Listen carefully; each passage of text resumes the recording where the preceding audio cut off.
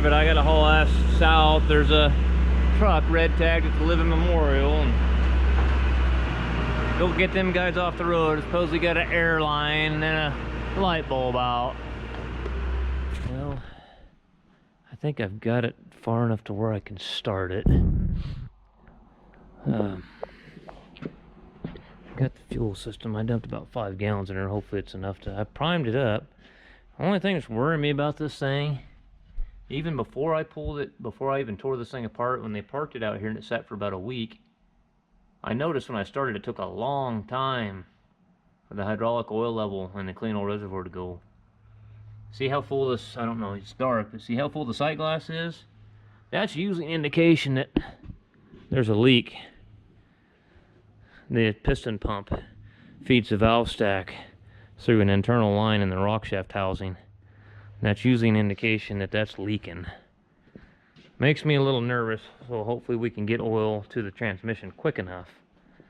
So I'm going to start it and just kind of let it sit for just a minute, not long, and then shut it off and make sure that that level is dropping. We're going to have some caution lights flashing, that's for damn sure.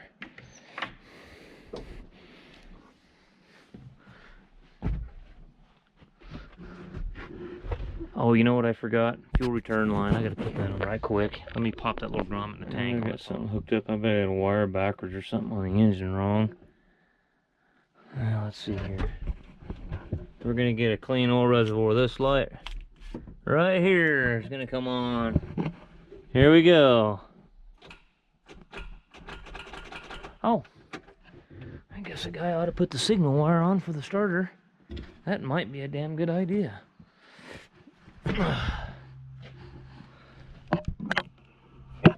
Yeah, it don't work very good without putting that on.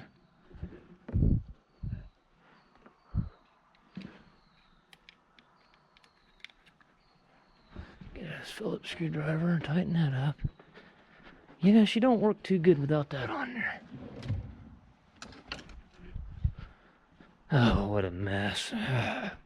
God, I've been hustling trying to get this. He called this morning. I ain't gonna lie to you. I try to go through the ends of there for my customers, but I diagnosed this tractor in March, and it sat there until about 3 weeks ago, and they dropped it off. And here we go with harvest. He needs it tomorrow. You know? He had 6 months to bring it here. And all of a sudden, it's a goddamn emergency.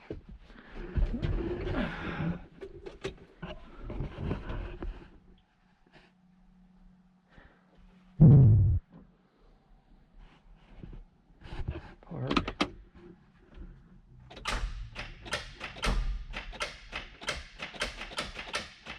I got a bad connection somewhere. Oh shit, yeah, I know why. I'll never tighten that up. I'm getting in too big a hurry. Batteries might be dead too. That is a very good possibility. We definitely don't have these very tight. I got a feeling the batteries are dead. It's just the way things go. Somebody's trying to call my cell phone.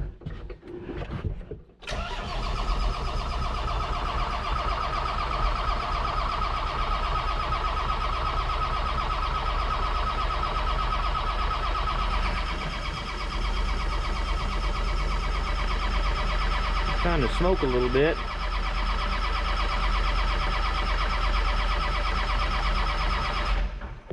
Let me go run the primer pump. That's pretty stiff. I'm gonna have to crack injector lines. I don't want to. Lazy bastard that I am.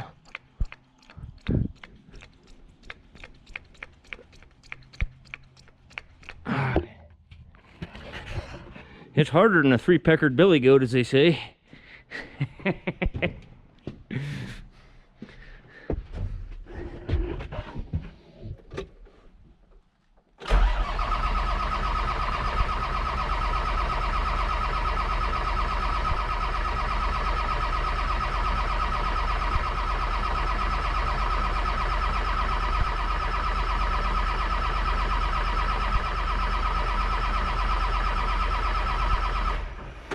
Nerdy bastard's gonna force me to crack injector lines. Here we go again. I got them cracked on the pump.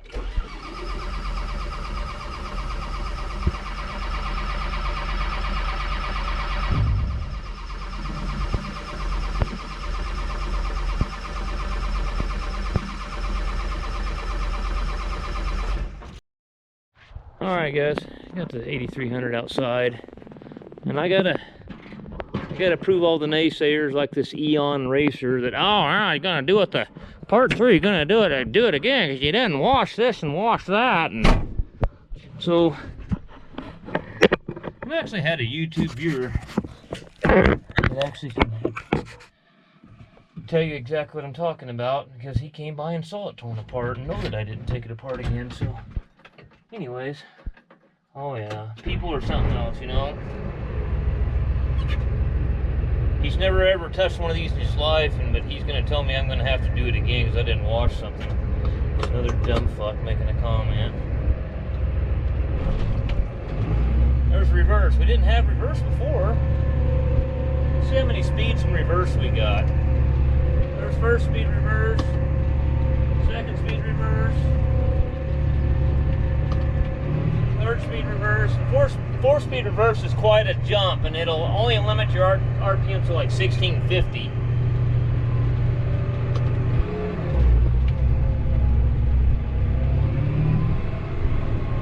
Yeah, 1610 is what we're at right now. Back to third.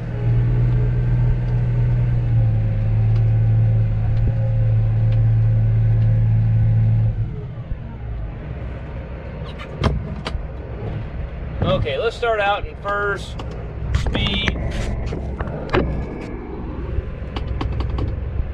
Okay, so there's first speed.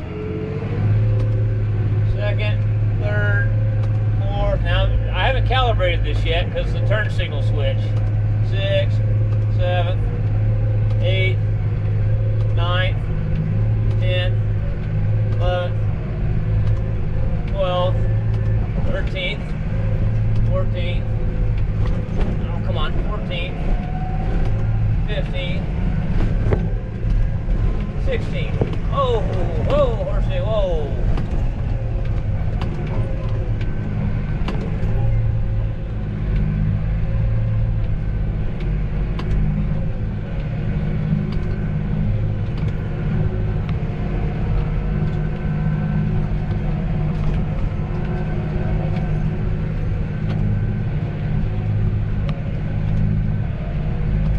I don't even know if I'm gonna calibrate it.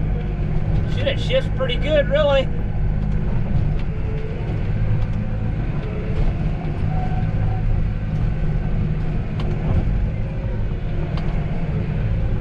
Usually, after you get done rebuilding one, between ranges, it'll shift really hard. This one actually does not shift bad at all.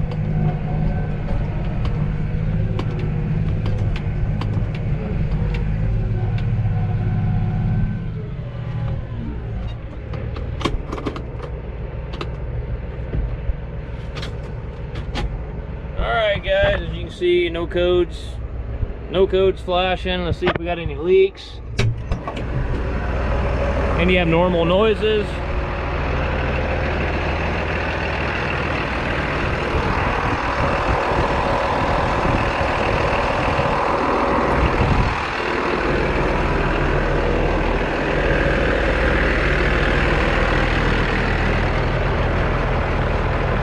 These transmissions are inherently a little noisy when they're idling.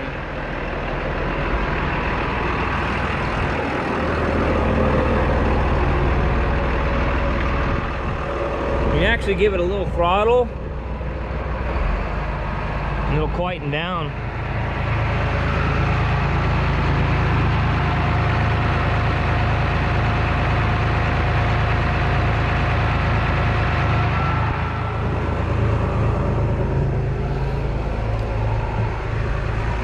Alright guys, well, we're done with this one. I'm gonna go put the SCV stack back on the 6170R.